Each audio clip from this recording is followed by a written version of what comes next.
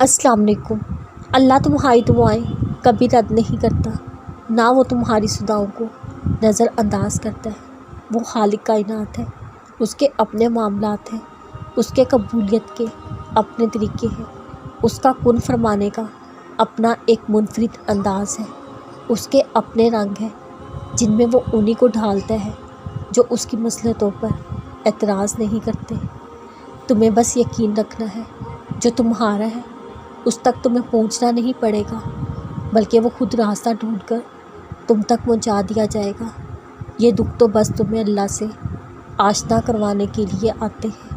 اداسی تمہارا امتحان ہوتی ہے کہ کب تک انتظار کرتے ہو، پھر تمہیں وہ سب واپس دے دیا جاتا ہے جس کے بارے میں تم اللہ سے بات کیا کرتے تھے، جس کے لیے تم راتوں کو اٹھ کر التجا کیا کرتے تھے۔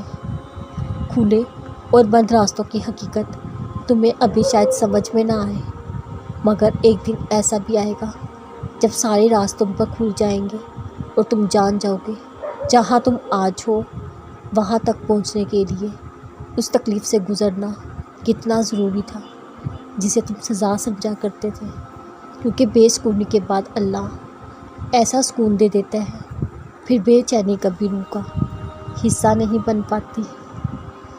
اور جو تم مطمئن ہو جاؤ گے، یہ جان لو کہ جب تمہارے پاس سب تھے تب بھی وہ تھا، جب کوئی پاس نہ تھا تب بھی وہ تمہارے پاس رہا، آغاز سے اختتام تک بس وہی تمہارے ساتھ رہا۔ اور پھر تم سمجھو گے صرف اس کا ہونا کتنا بہتر تھا۔ جس نے دن کو رات میں بدل دیا وہی اس دل کو بدل دے گا، جو اس دل کو بدل سکتا ہے وہ نصیب بھی بدل دے گا۔ بس کچھ دیر اور پھر حالات بھی بدلیں گے، وقت بھی بدلے گا، وہ کن فرمائے گا، سارا بدل جائے گا، جہاں حاصل ہو جائے گا اور ناممکن ممکن بن جائے گا۔ نہ عمل کی تیری قربتیں بھی نصیب ہوں، مجھے ایک ایسا سجدہ ملے، میرے سجدے قبول کر، میرے عشق و انتہا ملے۔ مجھے غم تو دے پہاڑ سا، مجھے آنسوؤں کا طوفان ملے، میری منزلیں ہوں جو خفا خفا، مجھے بس تیرا راستہ ملے۔